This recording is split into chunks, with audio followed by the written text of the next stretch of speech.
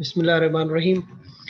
Distributed systems का chapter number 1, जिसमें हम डिस्कस करेंगे डिस्ट्रीब्यूटेड सिस्टम्स क्या होते हैं, उनकी कैरेक्टरिस्टिक्स क्या होती हैं, कैसे पहचाने कि ये डिस्ट्रीब्यूटेड सिस्टम्स हैं, और उसके बाद डिस्कस करेंगे उसके कंपोनेंट्स, कौन कौन से कंपोनेंट्स हैं, how to design a distributed system, and then will talk about its challenges कौन कौन से हैं while designing distributed systems, and then few of its components and examples will also be discussed.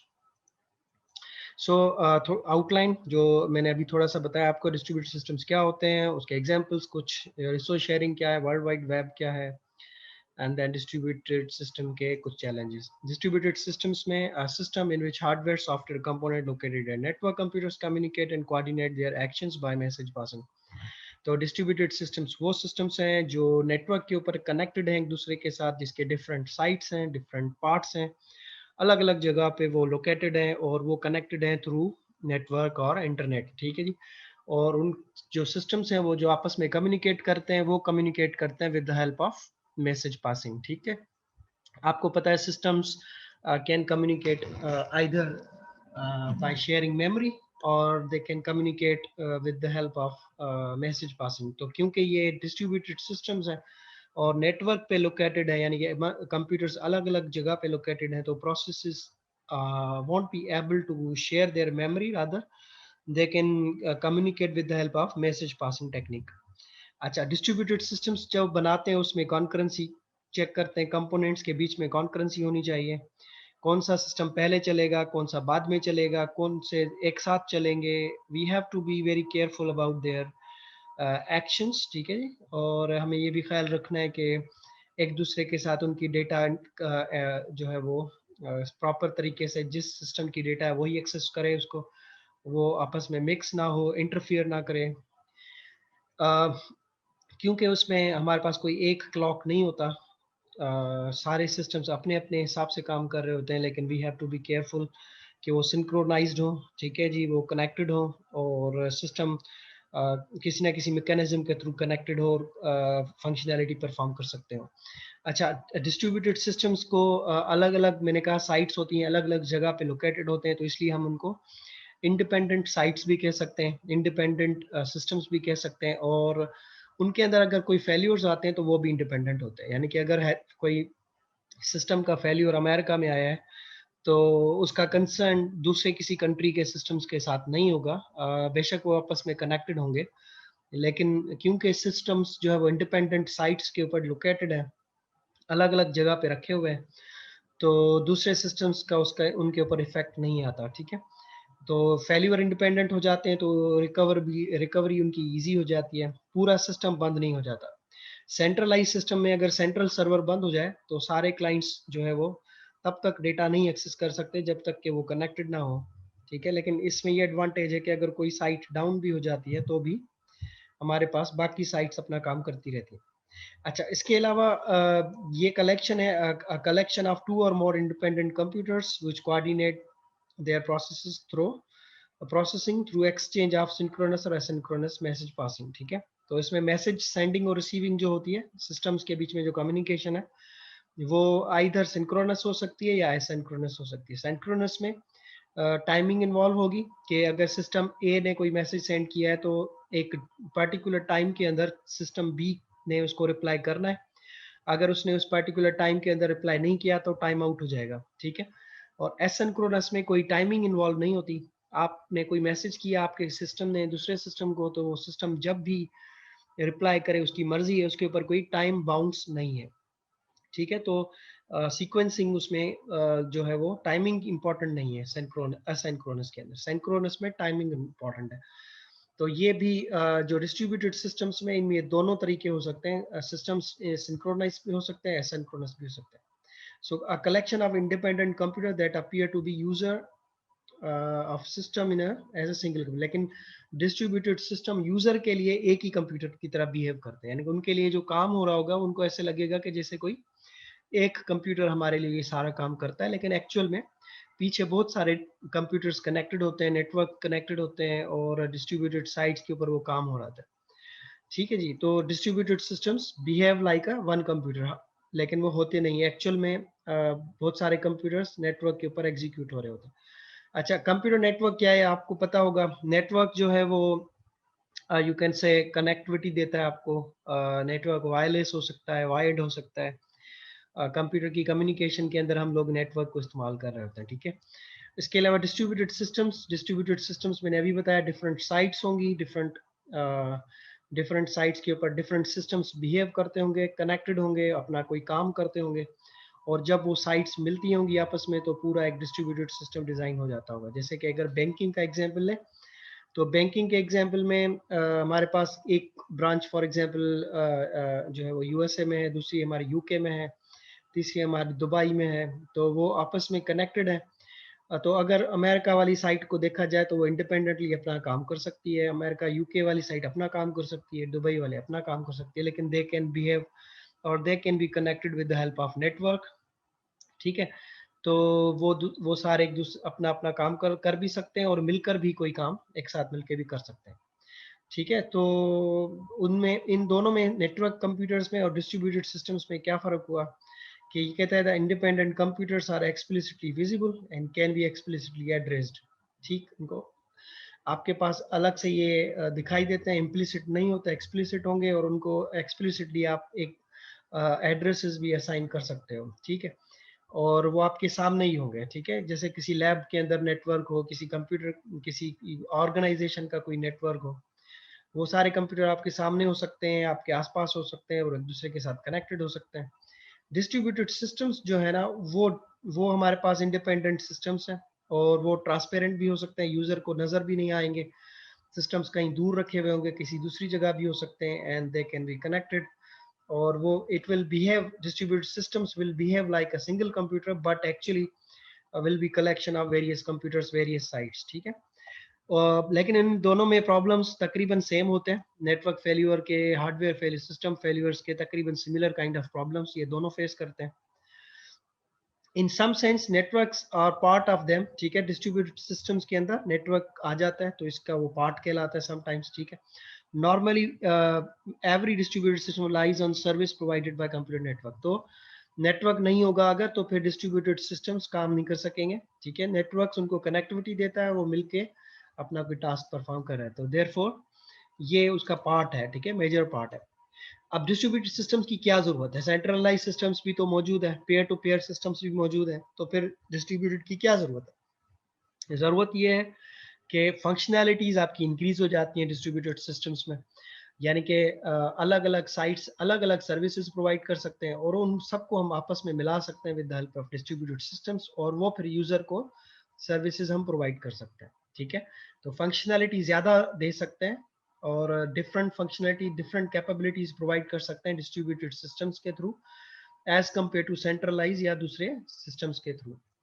Load balance हो जाता है, load distribute हो जाता है। जैसे कि कराची के लोग कराची में एक्सेस करेंगे, अमेरिका के न्यूयॉर्क के अंदर न्यूयॉर्क के वाले यूजर्स कनेक्टेड होंगे, ठीक है जी।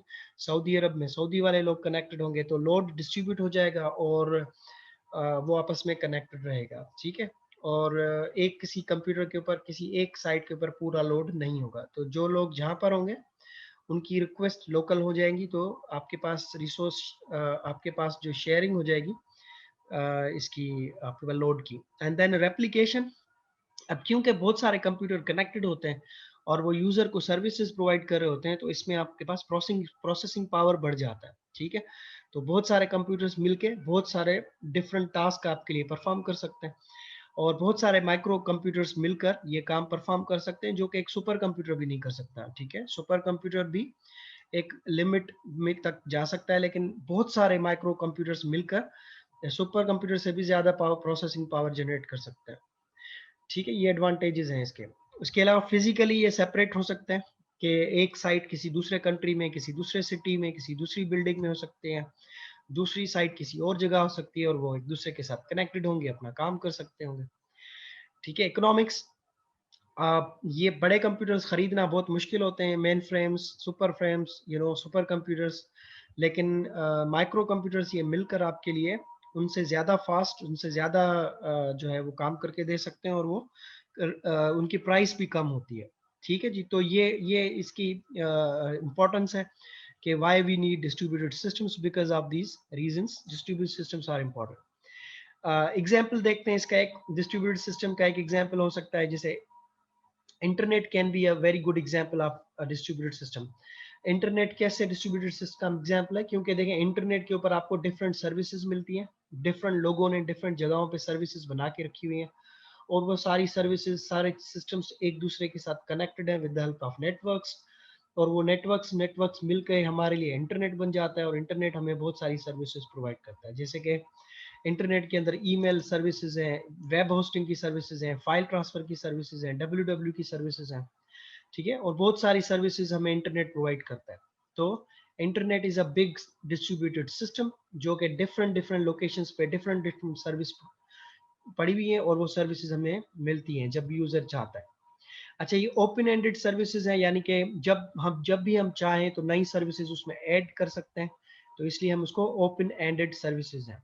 और क्लोज एंडेड वो होंगी जिसमें हम नई सर्विसेज नई चीजें ऐड नहीं कर सकते होंगे, ठीक। अच्छा, इंटरनेट सर्विस प्रोवाइडर्स हमें नेटवर्क प्रोवाइड कर रहे हैं, जो कि हमें डिफरेंट ऑर्गेनाइजेशंस के थ्रू कनेक्टिविटी दे रहे हैं, और इंटरनेट के थ्रू वो सारे कनेक्टेड है आपस में, ठीक है। और ये सब लोग जो कनेक्टेड है वो बैकबोन्स के थ्रू, यानी कि फाइबर ऑप्टिक के थ्रू या किसी न किसी इंटरनेट के केबल के थ्रू दे आर कनेक्टेड। जैसे कि ये इंटरनेट का एक आर्किटेक्चर दिखा है छोटा सा, ये देखें ये छोटे नेटवर्क्स हैं, ठीक है, और ये छोटे छोटे नेटवर्क्स आपस में मिलके बैकबोन के through they are connected with different ISPs, and ISPs are helping them to get connected to each other, और वो फिर पूरी दुनिया को एक दूसरे के साथ कनेक्टेड है। अब जब भी कोई नया नेटवर्क, नया सिस्टम, नई सर्विस आएगी, वो इंटरनेट पे कनेक्ट हो सकती है, ठीक है। तो इसलिए हम इंटरनेट को can be said as a big example of distributed system. Intranets क्या होते हैं? इंट्रानेट्स, इस चीज को इंट्रानेट कहते हैं। जैसे ये छोटा सा इंटरनेट है, यानी किसी कंपनी का, किसी ऑर्गेनाइजेशन का इंटरनेट हो सकता है। इंट्रानेट इज समथिंग जिसमें बाउंड्री इन्वॉल्व हो, जहाँ पे बाउंड्री हो, जैसे बिल्डिंग हो, कोई कंपनी की कोई ऑर्गेनाइजेशन हो, जिसके अंदर उनका कोई नेटवर्क बना हुआ हो, जो प्राइवेटली उस कंपनी के लिए वो काम करता हो, ठीक है, तो वो उन कंपनी के लिए वो इंट्रानेट कहलाएगा, और वो उनके लिए सर्विसेज प्रोवाइड करता होगा। उस इंट्रानेट को अगर आप इंटरनेट के साथ कनेक्ट करना चाहें तो फिर राउटर लगाते हैं, आपको पता है राउटर्स आपको कनेक्टिविटी कराते हैं आपके लोकल एरिया नेटवर्क को इंटरनेट के साथ, या आपके इंट्रानेट को इंटरनेट के साथ कनेक्टिविटी दें। फायरवॉल्स आपको हेल्प करते हैं, ताकि अगर कोई अनवांटेड डेटा आपके नेटवर्क में घुसने की कोशिश करे, या वायरसेस या अटैकर्स अटैक करने की कोशिश करते हैं, तो फायरवॉल आपको प्रोटेक्ट करता है। आपकी डेटा आने, जो सिस्टम के अंदर आए या आपके सिस्टम से बाहर जाए, तो उसको बचाते हैं आपको, फायरवॉल आपको प्रोटेक्ट करता है उससे। सो इंट्रानेट के ये एग्जांपल्स हैं, जैसे ये कंप्यूटर्स कनेक्टेड है इधर, ये दूसरे कंप्यूटर्स हैं इधर, ये तीसरे कंप्यूटर्स हैं इधर, ये सब कनेक्टेड है आपस में, और ये इंटरनेट के थ्रू, फायरवॉल के थ्रू यहाँ पे कनेक्टेड है विद द इंटरनेट, ठीक है। तो जो भी डेटा अंदर आता है या बाहर जाता है, तो फायरवॉल पे स्कैन होता है, और वो फिर आपके लोकल एरिया नेटवर्क पे, या फिर दूसरे जितने भी नेटवर्क्स आपके पास पड़े हुए हैं इंट्रानेट के अंदर, उन सब तक वो डेटा पहुंचता है, जिसमें आपके पास web server, email server, file server, वो सारे सर्वर्स कनेक्ट हो सकते हैं, जो कि लोकली आपके लिए काम करते हैं। उनको इंटरनेट से कनेक्ट कराता है फिर आपका बैकबोन या आईएसपी, ठीक है, और वो फायरवॉल के प्रोटेक्ट भी करता है आपको। अच्छा, अब दूसरा कॉन्सेप्ट आता है मोबाइल कंप्यूटिंग और यूबिक्विटस कंप्यूटिंग। ये भी एग्जांपल्स हैं डिस्ट्रीब्यूटेड सिस्टम्स के, ठीक। मोबाइल कंप्यूटिंग हम उसको कहते हैं जिसमें हमारे पास यूजर जो है वो मूव कर सके और वो कनेक्टेड रहे सिस्टम के साथ। जैसे कि हमारे पास जो है वो आपके हाथ में लैपटॉप्स हो, मोबाइल फोन्स हो, पैमटॉप्स हो, ठीक है, और आप कैरी करके कहीं भी घूमते फिरते नजर आते हैं, आप कहीं भी आ जा सकते हैं। तो पोर्टेबल डिवाइसेस अगर आप अपने साथ कैरी कर सकते हो, तो वो एग्जाम्पल आ जाता है आपके पास मोबाइल कंप्यूटिंग का, ठीक है, जिसमें यानी कि यूजर जो है वो मूव कर सकता हो, डेटा कैरी कर सकता हो, कहीं भी अपनी डिवाइस के थ्रू डेटा एक्सेस कर सकता हो। लेकिन इसमें रिसोर्स की लिमिटेशंस होती हैं, क्योंकि आपको पता है कि ये जो पोर्टेबल डिवाइसेस होते हैं, ये रिसोर्स कंज्यूमिंग डिवाइसेस होते हैं, जिसमें बैटरी कंज्यूमिंग होती है, आपकी हार्ड डिस्क कंज्यूमिंग, आपका नेटवर्क कंज्यूमिंग, डेटा कंज्यूमिंग। तो ये इसके अंदर लिमिटेड रिसोर्सेज ही एक्सेसिबल होती हैं, और वही प्रोवाइड की जा सकती हैं, ठीक है। मैक्सिमम रिसोर्सेज आपको डेस्कटॉप कंप्यूटर, या फिर जो कंप्यूटर घर में होते हैं नॉर्मली लैपटॉप्स, इनके ऊपर हम लोग जो इलेक्ट्रिसिटी के साथ कनेक्टेड हो, वहाँ पे ज़्यादा बेहतर रिसोर्सेज आपको प्रोवाइड की जा सकती है। अच्छा, यूबिक्विटस कंप्यूटिंग वो कंप्यूटिंग है जिसमें आपके पास आपके घर में, आपके ऑफिस में, आपके कार में, आपकी किसी भी लोकेशन पे जहाँ पे आपके पास साथ डिवाइसेस एम्बेडेड हो आपके इन्वायरमेंट के अंदर, ठीक है, और वो आपको हेल्प करती हो आपके डेली लाइफ के टास्क परफॉर्म करने में इजीली। और वो ऐसे एम्बेडेड होती हैं जैसे यूजर को पता नहीं होता, या यूजर को ऐसा फील नहीं होता कि मेरे ये टास्क मेरे कंप्यूटर मेरे बिहाफ पे कर रहा है, लेकिन वही टास्क आपको आपको हेल्प करता है, इजी बनाता है आपके टास्क को, सबकॉन्शियस में आपके काम हो रहे होते हैं, ठीक है। तो ये यूबिक्विटस कंप्यूटिंग के एग्जांपल्स आ जाते हैं।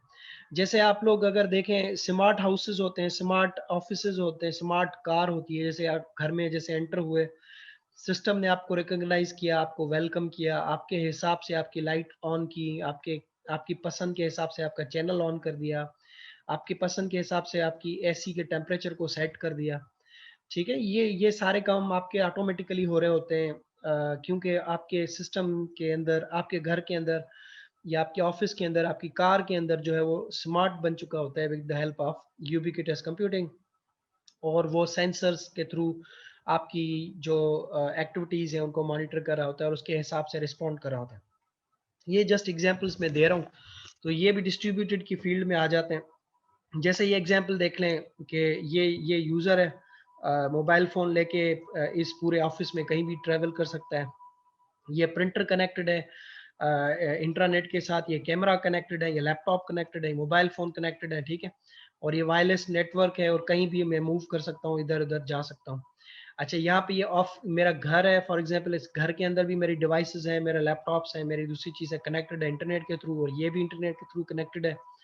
तो यूजर जो भी चाहे घर पे जाके भी अपना काम कर सकता है, ऑफिस में भी काम कर सकता है, उसकी रिसोर्सेज पोर्टेबली मूवेबल है, यहाँ से लेके घर लेकर आ सकता है, घर से ऑफिस लेकर जा सकता है।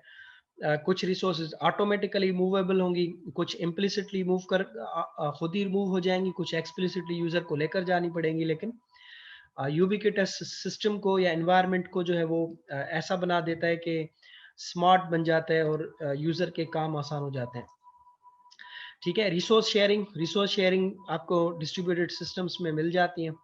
रिसोर्स शेयरिंग में जैसे कि बहुत सारे कंप्यूटर की रिसोर्सेज सर्विसेज प्रोवाइडेड होती हैं और वो फिर कहीं भी एक्सेसिबल, कहीं भी शेयर की जा सकती हैं। सर्विस का मतलब यहाँ पर है किसी भी कंप्यूटर के अंदर जो भी काम, जो भी प्रोग्राम आपने इंस्टॉल किया और वो यूजर का कोई काम परफॉर्म करके दे रहा हो, तो उसको हम एज अ सर्विस कहते हैं। सर्विसेज हमेशा सर्वर प्रोवाइड करता है, जैसे ईमेल सर्विस, फाइल डाउनलोडिंग की सर्विस, ठीक है। इसके अलावा आपका जैसे फेसबुक एक सर्विस है, व्हाट्सएप एक सर्विस है, ये सब सर्वर प्रोवाइड करते हैं और क्लाइंट उन सर्विसेज को क्या करते हैं, एक्सेस करते हैं। यानी कि ये जो प्रोग्राम्स हैं ये सर्वर पे रन हो रहे होते हैं और क्लाइंट उन प्रोग्राम्स को इस्तेमाल कर रहा होता है, और क्लाइंट के जो प्रोग्राम्स होते हैं वो सर्विसेज को हमेशा यूज कर रहे होते हैं, ठीक है, इस्तेमाल करते हैं, बनाते नहीं है बल्कि दे यूज इट। अच्छा, वो सर्विसेज जो दूर रखी हुई होती हैं कहीं, तो उनको एक्सेस करने के लिए रिमोट इन्वोकेशन करते हैं, और वो सर्विसेज जो लोकल पड़ी हुई होती हैं, जैसे आपके अपने कंप्यूटर पे जो प्रोग्राम्स रखे हुए होते हैं आप इस्तेमाल कर रहे होते हैं, वो लोकल सर्विसेज या लोकल इन्वोकेशंस हैं। और जो सर्विसेज आपके कंप्यूटर पे रखी हुई होती हैं, जो किसी और लोकेशन पर पड़ी हुई होती हैं, तो उनको आप लोग कहते हो वो रिमोट सर्विसेज होते हैं, ठीक है। इसके अलावा डब्ल्यू डब्ल्यू जो है ये एक बड़ा रोल प्ले करता है आपको डिस्ट्रीब्यूटेड सिस्टम्स को बनाने में। तो डब्ल्यू डब्ल्यू क्या है, वर्ल्ड वाइड वेब, और ये इंटरनेट के थ्रू आपको पता है कि यूज़ होता है। सर्वर जो होते हैं वो वेब सर्वर कहलाते हैं, जहाँ पे वेबसाइट्स वगैरह होस्ट होती हैं, वेब सिस्टम्स बनाते हैं, सर्वर सर्विसेज को होस्ट करते हैं, और क्लाइंट्स जो है उन सर्विस को एक्सेस करते हैं with the help of W W services. W W जो है वो आपको पता है कि इसके अंदर जो इस्तेमाल होता है, ये देखें, ये इंटरनेट, यहाँ पे वेब सर्वर्स पड़े हुए हैं, बहुत सारी सर्विसेज प्रोवाइड कर रहे हैं, और ये ब्राउजर्स हैं जो इन सर्विसेज को यूज करते हैं। तो ब्राउजर क्लाइंट है, ठीक है, और वेब सर्वर जो है वो सर्वर है, जो सर्वर हमें प्रोवाइड करते हैं सर्विसेज। वेब सर्वर्स में जैसे अपाची जो है, IIS है, टॉमकैट है, बहुत सारे वेब सर्वर्स हैं जो कि डिफरेंट लैंग्वेजेस, डिफरेंट सर्विसेज को प्रोवाइड करते हैं। बहुत सारे एप्लीकेशन सर्वर्स भी होते हैं।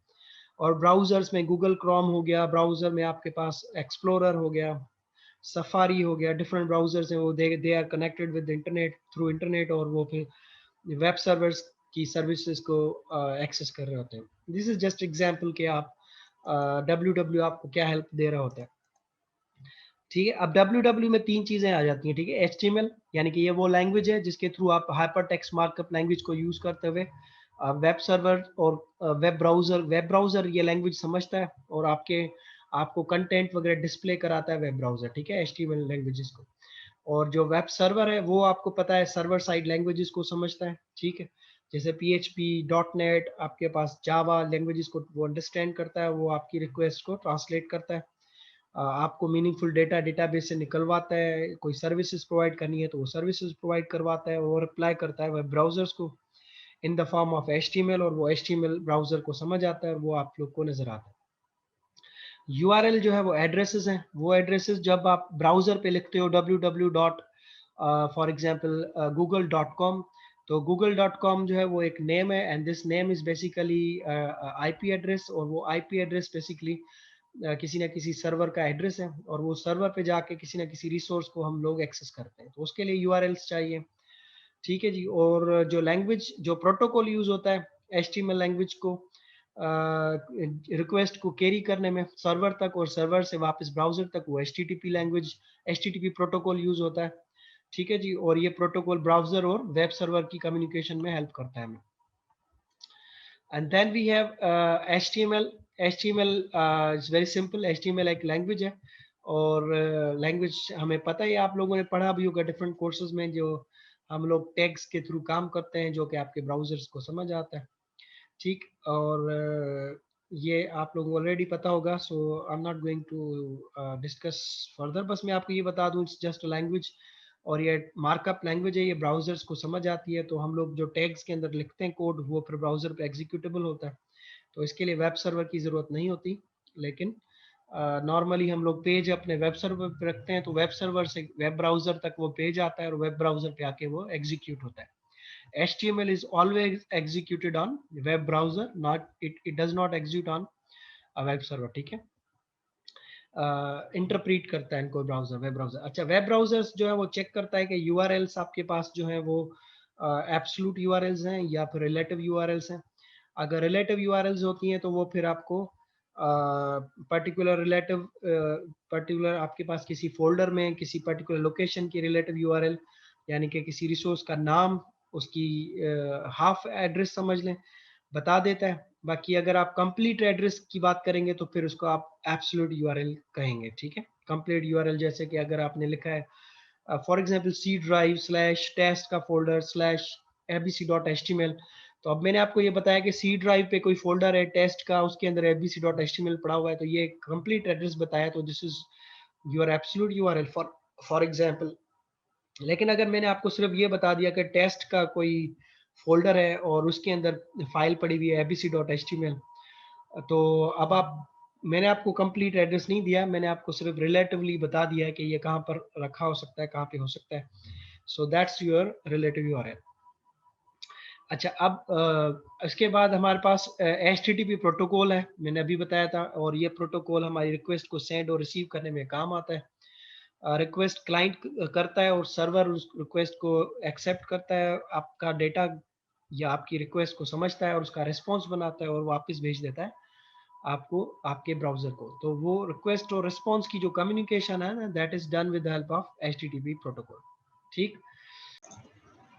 ओके, सो डिस्ट्रीब्यूटेड सिस्टम के चैलेंजेस कौन से हैं? जब हम डिस्ट्रीब्यूटेड सिस्टम्स बनाते हैं तो फिर हमारे पास कुछ चैलेंजेस भी होते हैं जिनको हमें ध्यान में रखना होता है वाइल डिजाइनिंग डिस्ट्रीब्यूटेड सिस्टम्स, जैसे कि हेट्रोजेनिटी एक बड़ा चैलेंज है, ओपननेस चैलेंज है, security, scalability, failure handling, concurrency, transparency. Let's discuss them one by one. Heterogeneity में heterogeneity of networks, heterogeneity of operating systems, heterogeneity of hardwares, programming languages.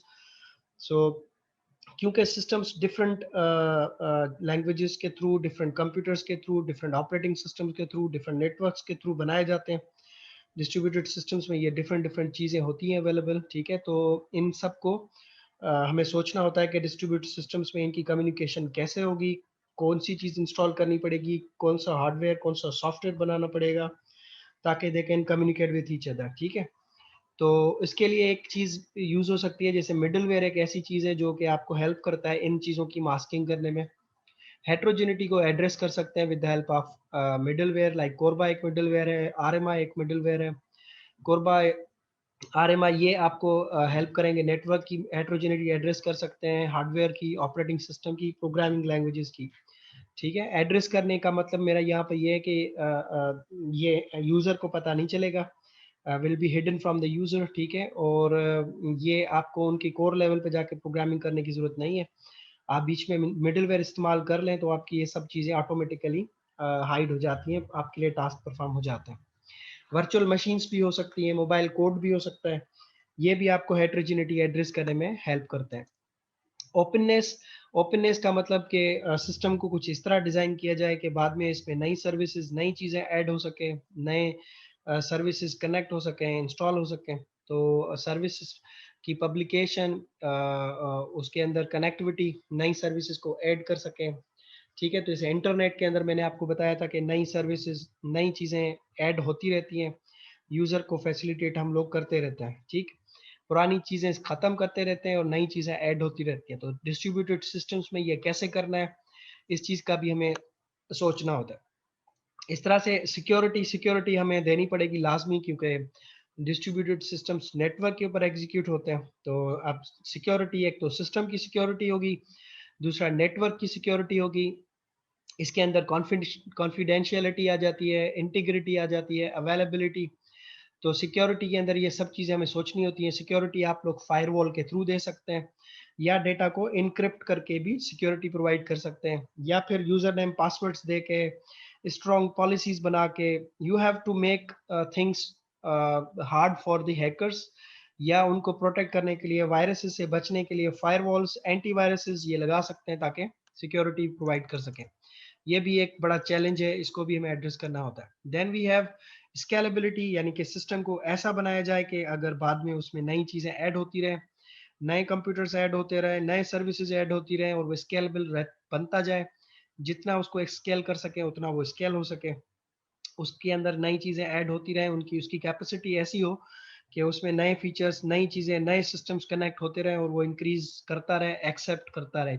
जैसे कि example दिया इंटरनेट का, 1979 में इंटरनेट के ऊपर सिर्फ 188 कंप्यूटर्स थे, लेकिन क्योंकि इंटरनेट एक स्केलेबल हमारे पास सिस्टम है, तो उसमें जुलाई 1989 के अंदर 1,30,000 कंप्यूटर कनेक्ट हो गए, तो उसने एक्सेप्ट कर लिया इंटरनेट ने। 99 के अंदर इट बिकेम ह्यूज नेटवर्क, उसके अंदर वेब सर्वर्स भी थे और कंप्यूटर्स भी थे। तो देखें ये स्केलेबल है, और अभी इंटरनेट को देखें कितना ज़्यादा सर्विसेज और सिस्टम्स कनेक्टेड है, और वो एक्सेप्ट करता है फर्दर कंप्यूटर्स और कनेक्ट करना चाहें, और डिवाइसेस लगाना चाहें लगा सकते हैं।